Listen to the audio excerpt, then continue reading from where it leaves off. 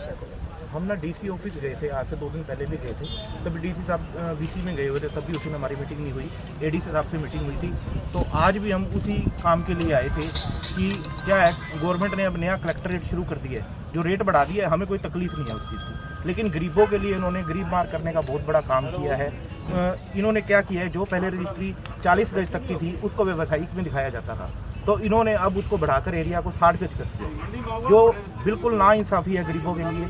उसके अंदर क्या है कि अगर मान लो कोई भी 2 भाई मिल के 80 गज का कोई भी प्लाट लेते हैं या 90 गज का कोई मकान लेते हैं, वो अपना दोनों नाम डलवाना चाहते हैं, तो उसके अंदर सीधा ही डबल कलेक्टरेट यहाँ पे उठाता है, तो वो बहुत ही ज़्यादा नाइंसाफ़ी है। एक तो उनको उनके ऊपर गरीबों के ऊपर मार है, उनके पास पैसों की कमी है, और इस तरह का जो भी ये काला कानून लगाया जा रहा है, हम इसके बिल्कुल खिलाफ हैं। तो अभी डीसी साहब से मिले हैं, क्या कुछ आश्वासन मिला? डीसी साहब को मिलने गए थे, लेकिन डीसी साहब दोबारा नहीं मिले, आज वो छुट्टी पे थे, तो हम एडीसी साहब से दोबारा मिले हैं, तो उन्होंने हमें पूरा आश्वासन दिया है, हमारी बात को सुना है, कहते मैं इसको तुरंत प्रभाव से इसको करवाता हूँ, इसको लागू करवाता हूँ। पहले भी आप डीसी साहब से मिले थे, उसके बाद भी ये लागू कर दिया गया? हाँ जी। तो आगे क्या कदम रहेगा? आगे देखते हैं, फिर आगे जैसे सारे भाई मिलके जो भी फैसला लेंगे उसी के साथ चलेंगे। रजिस्ट्री भी बंद पड़ी है, उसको लेकर भी कोई चर्चा की गई है? है? भी हम पहले मिलके आए थे, खाना कास्ट की रजिस्ट्रियाँ हैं, जब से नया पोर्टल शुरू किया है तब से वो भी बंद है, उसके लिए भी डीसी साहब से मिलके आए थे, तो वो कह रहे थे मैं इसको जल्दी से जल्दी लागू करवाऊंगा, चालू करवाऊंगा रजिस्ट्री। आज हमारा यहाँ आने का कारण दरअसल हमारा व्यक्तिगत कोई भी कारण नहीं है यहाँ पहुँचना, हम आए हैं आम जनता के लिए। इस सरकार ने अब नई पॉलिसी जो लॉन्च की है कि 60 गज से ऊपर हम जगह है तो उसको रेजिडेंशियल काउंट करेंगे, अगर उससे कम है तो उसको कमर्शियल में ही काउंट किया जाएगा। एक पति पत्नी ने मान लो दोनों के नाम पे ज्वाइंट रजिस्ट्री करवानी है अगर 100 गज के मकान की, तो वो भी व्यवसायिक की श्रेणी में आ जाएगी, क्योंकि दोनों के नाम 50-50 गज हो रहा है, जो कि एक सीधी सी बात है, ये डकैती है एक गरीब जनता के लिए। तो हम इस चीज़ का पूरी तरह से विरोध करते हैं और डीसी साहब से और हमारी हरियाणा सरकार से ये विनती करते हैं कि आप कुछ तो गरीबों के लिए सोचो, उनके लिए कुछ तो कोई ढंग की बात करो।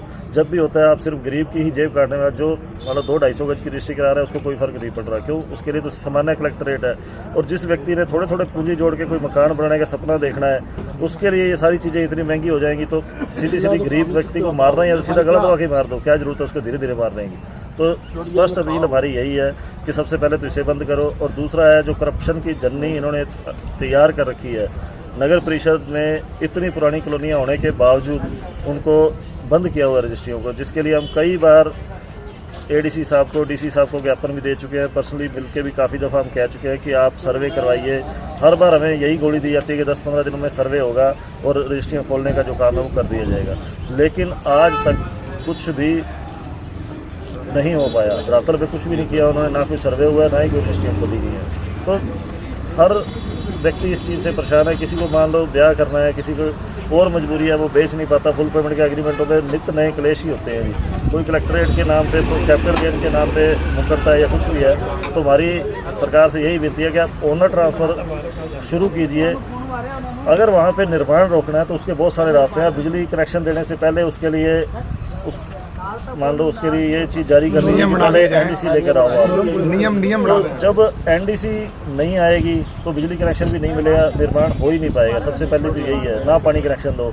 तो ये कुछ चीज़ें अगर ये सरकार करे तो ढंग से ओनर ट्रांसफ़र लेकिन होना चाहिए। लैंड ने नहीं बताना कि मैं क्या चीज़ हूँ, एग्रीकल्चर हूँ या क्या हूँ।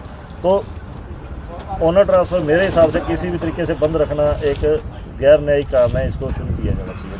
हमने एक पॉलिसी है जो कि 40 गज से पहले के प्लॉट थे वो 40 गज के ऊपर लागू होते थे, जबकि सरकार की एक पॉलिसी आई है जो कि हाउसिंग बोर्ड के प्लाट हैं उनको इन्होंने रेजिडेंस करके गरीबी रेखा वालों को दिए हैं।